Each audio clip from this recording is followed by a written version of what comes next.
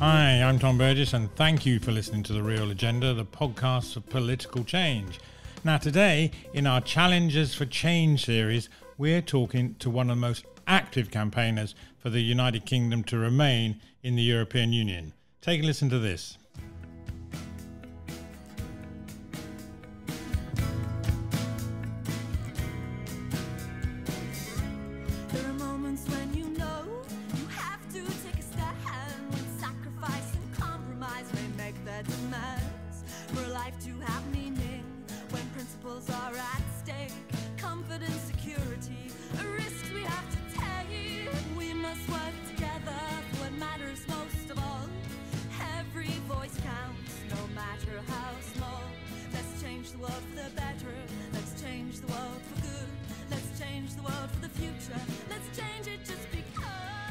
Yes, indeed. That's Madeleina Kay, who's a writer, artist and musician, but she's also known as the EU Supergirl. She gave up her university studies in landscape architecture to campaign full-time, and she constantly travels across not just the UK but across continental Europe, speaking and performing her music at campaigning events, keeping her 30,000 followers on Twitter and also on Facebook and Instagram fully informed. Now, dressed in her distinctive Wonder Woman-themed outfit and her unique hairstyle, she's highly recognisable wherever she goes. She was presented with the Young European of the Year award, and she's an inspiration to those of all ages who want to see positive political change. And it's not just Madeleina in the team, she's often accompanied by her dog, known to its followers as Alba White Wolf. We managed to catch up with Madeleina en route from her home in Sheffield and stop over in London for Europe Day events and shooting a music video before heading off to Frankfurt. So I started by asking her how she became a full-time campaigner. It's been a process, shall we say that. It's developed over time, and it's been a case of me trying lots of different things, evaluating what was working and what was having impact and what was, waste of resources and time, and then trying to focus on the stuff that was having the most positive and wide-reaching impact, and just building on that. And what I discovered through campaigning was that really visual stuff and really emotive stuff and really passionate stuff has the biggest impact. On social media and on printed or broadcast media, and also to do things a little bit differently, to shake things up. You don't achieve change by doing the status quo, by keeping to the status quo or doing things conventionally. So I focused on the visual campaigning and the narrativization of campaign events, so sort of telling stories about what's going on the ground at protest events, or responding to changes in the political landscape, but through like a narrativized approach. So the EU Supergirl is like a character that I've created, and the whole of the 3 years that I've been developing it and making it grow has been like telling a story. And I feel like people that identify with the EU Supergirl character it's been like reading a book almost. So why are you so passionate about the European Union? How did you focus on this? Well, it's about what the European Union has achieved to benefit our lives, because there's a lot of injustices in society. There's poverty. I'm from up north. I've just come down from Sheffield today, and you can see regional depravity in the UK, and the sort of elite Westminster bubble, I think, are so out of touch with what's going on in the rest of the country, and the things that we have to put up with and manage in our daily lives. And I want what's best for people. I don't want to see people suffer. All of the evidence and the rational arguments about Brexit show that it's going to be damaging to the UK. It's going to cause economic damage. It's going to harm the deprived areas even more. I think it's because people have been misled. about what Brexit would deliver, and also because they don't understand the European Union properly, because it's not being communicated what the European Union was doing to benefit their lives. I don't blame people that voted leave for believing in Brexit when they were missold something they were promised would improve their lives. At the end of the day, we want a better country for all British citizens, and we want a fairer society, and the European Union has made efforts to achieve, has achieved some of this, and I believe that remaining part of the European Union will help to remediate depravity in the UK. So how did this start off? So you're a full-time student? Yep. And you're not a full-time student now, you're a full-time campaign. Activist, yeah. So what happened? I was studying landscape architecture at the University of Sheffield. I've always been interested in kind of environment and society and how people, engage with spaces, and how that, how environment can affect people's lives and improve their lives. And our tutors took us down to this project in Sheffield, and basically said the funding is being pulled because of Brexit. And I started researching the landscape design projects in Sheffield, like the redevelopment around the railway station or the Peace Gardens, is this really hugely beneficial community resource. What I found out was that it was funded by the EU. There's nothing to tell you that it was funded by the EU, but that's where the money came from, because the EU realises that investing in spaces, investing in the environment is beneficial to people's lives, and they also, they redistribute wealth, so it's not all going to London and Westminster, it's actually going to the deprived areas. And basically I realised that Brexit was going to harm the profession that I was studying for, the industry that I was, setting out on a career in, and I just thought, actually no, Brexit needs to be stopped first, not just for the sake of my own career and future prospects, but for every industry and every young person that's trying to make their way in this country. You're full-time doing this, and you seem to be all over the place. Yeah. Which is great. So, but give us an example of what you've been up to recently, or what your typical day might be. There is no typical day. Every day seems to be different, so it's quite difficult to manage. It depends if I'm on the go or if I'm at home. If I'm at home in Sheffield, I'll get up in the morning. I usually go to the gym or take the dog for a run or something, to zone out for a little bit, but then it's straight into emails and just sorting out travel arrangements for the next trip, or maybe updating my website with the stuff that's happened on the previous trips, or doing stuff with social media, or ordering merchandise with my designs on it, or I've got like an Etsy shop where I send out stuff. Loads and loads of different activities, lots of organisational stuff that I do at home. I'm also writing songs, rehearsing songs, doing artwork, that kind of stuff. If I'm on the go, then it's a case of travelling, performing at events, engaging with people, maybe filming music video, whatever. So are these all self-initiated, or are you getting people now inviting you to events everywhere? Yeah, I mean, obviously I'm quite self-motivated, and things like songwriting, that's always coming from yourself and your own passion. The problem I've got at the moment is being invited to conflicting events and having to choose between them. So tomorrow is Europe Day, 9th of May, and I have literally been invited to about 8 events in 5 different countries, and I originally promised to do a conference in Vienna and ended up cancelling on that. Since we are now participating in the EU elections, I felt that I had to prioritise actions in the UK, but it was such a hard call. And it's a shame that I can't be everywhere and I can't fly from one place to another like a real superhero, but the truth is I'm just a girl in a costume. So how do you fund this? It depends. I've got a GoFundMe, like a rolling one that I've had up for over a year now. Projects like my children's books, the self-publishing projects, or like the Bollocks of Brexit bus tour that we did, they're like crowdfunded projects. So we'll do them one at a time. I've got this Etsy shop, and also if I'm invited to events, quite often they will be paying for the travel expenses.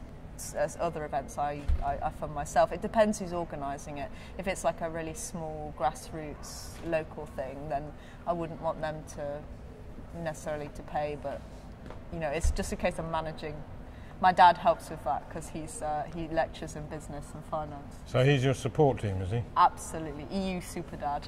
Yes, I think we've seen pictures of him around the place. So otherwise you're a one-man team apart from super dad. Yeah, I do feel like I'm doing about 3 people's jobs, and it's quite stressful. But like, I don't let any time get wasted.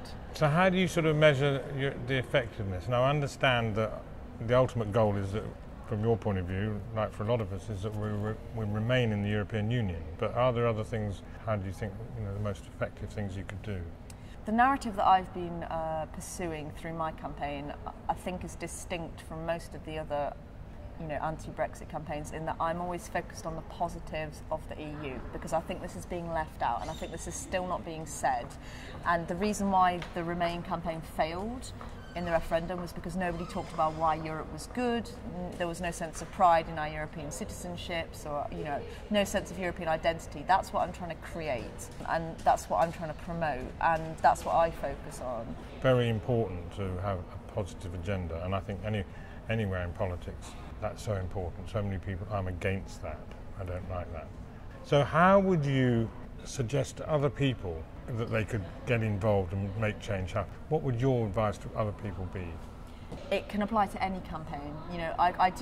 I talk to people quite a lot about activism in general, because I've done some campaigning about refugees and about the environment, and promoting voting in the EU elections, which are coming up, as well as the anti-Brexit message. It's about empowering people to speak out, right? If you want to be an activist and you want to lead a campaign, it's about building your networks, building the community. And to do that, you've got to make people feel like they can speak out and that their voice matters. I've just written a song which we're filming the music video for tomorrow, which is called We Can Be the Change. Some of the lyrics are... Do you want to hum it for us? Hum it? I should do a little demo of it. No, some of the lyrics do that are... at the end. We must work together for what matters most of all. Every voice counts, no matter how small. So it's every action that anyone can make. Some people cannot devote huge amounts of their life. They've not got lots of spare resources or time to devote to a campaign. But what we need to make them realise is that any action they can take, any conversation they can have with another person about the issue, any post on social media, it all matters, it all counts, it all accumulates to be part of a movement. I believe that the arts are really important to spread a message, because the visual stuff, emotive stuff, it gets, it stands out, it's bold, it gets shared online. It's what the media want to photograph and put in their newspaper. Even if you're just wearing a Bollocks to Brexit sticker, that makes me happy. Or you're riding on a bus that says that as well. Do you partner with any other groups in the work that you're doing? Yeah, absolutely. I mean, I have remained independent as an activist, but because that allows me to work with everyone or anybody that wants to, I'm particularly invested in the grassroots local networks. I've been travelling around the country speaking at different events and working with these local groups, and I believe that it's those conversations that you have within your community, in your area, that's going to make the difference and change people's minds. It's not top-down comms being just sort of dictated at people. There has been some difficulties with trying to work with organisations or campaigns that don't want to work with me because they don't like my approach, or because for example with the EU Commission, they have to be impartial on Brexit, so they're really careful about working with someone that's very vocally biased, effectively.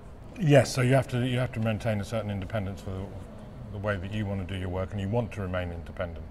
I don't think you can be an artist and a musician and have that independent voice if you're part of an organisation that's got like a corporate branding and a really restricted approach to the way that they do things. And that's a criticism that I would make of some of the anti-Brexit campaigns in the UK and the Remain campaign during the referendum, is that they are so restricted in their approach. I've just been awarded a grant by the European Cultural Foundation, and it's called Democracy Needs Imagination.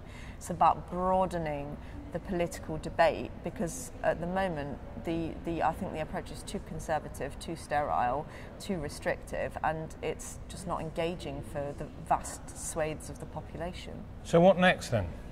What's coming up in the next few days? Well, I suppose the next few days it'd be pretty full. I mean, there's two things here. One's what next coming up in the next few days or weeks, but then what next after you've achieved your goal and we decide to revoke Article 50 and stay in the European Union?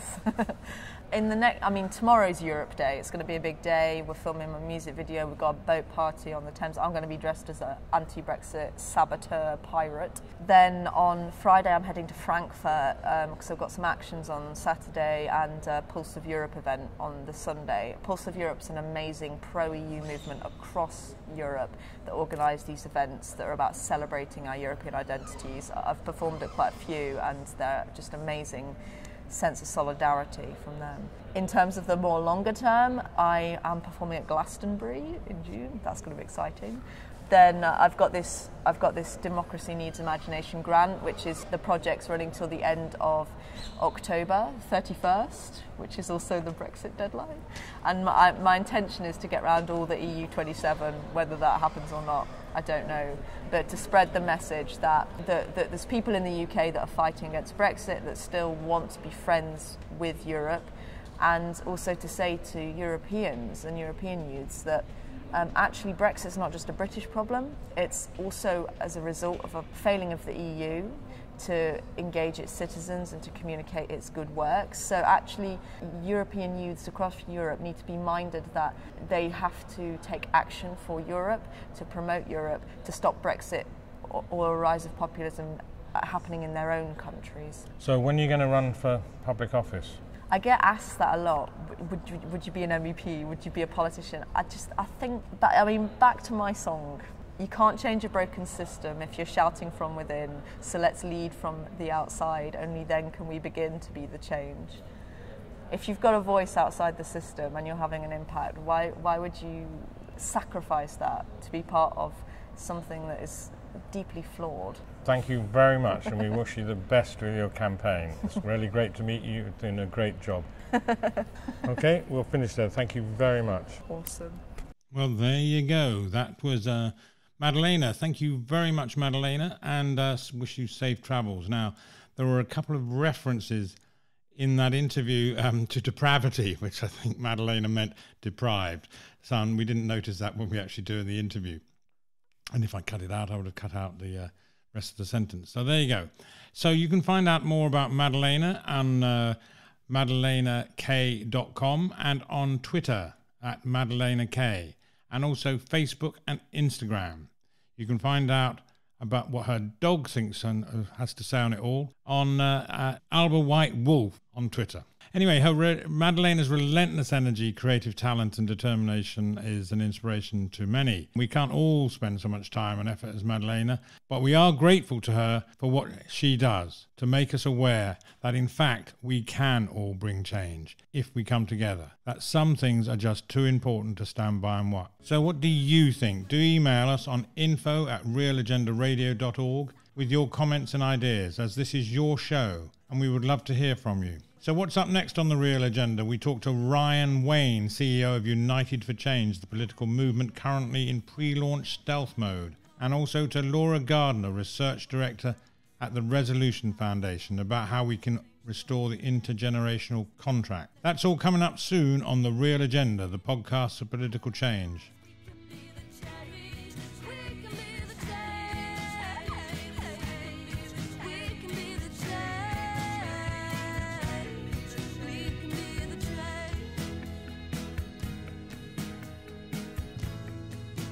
So thanks for listening.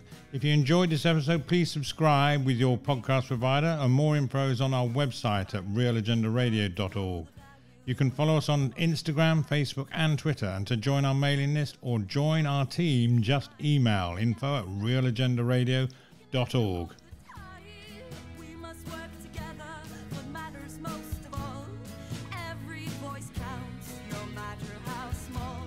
And special thanks to our sponsors, Reverse Media Group, one of the fastest growing search and media companies. Find out why at reversemediagroup.com.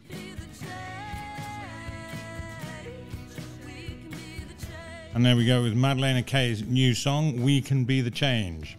And now you can get more about that from her website. So one thing is certain, people want to see change to a more compassionate and just society, as well as more courageous politicians prepared to do the right thing for the people over party.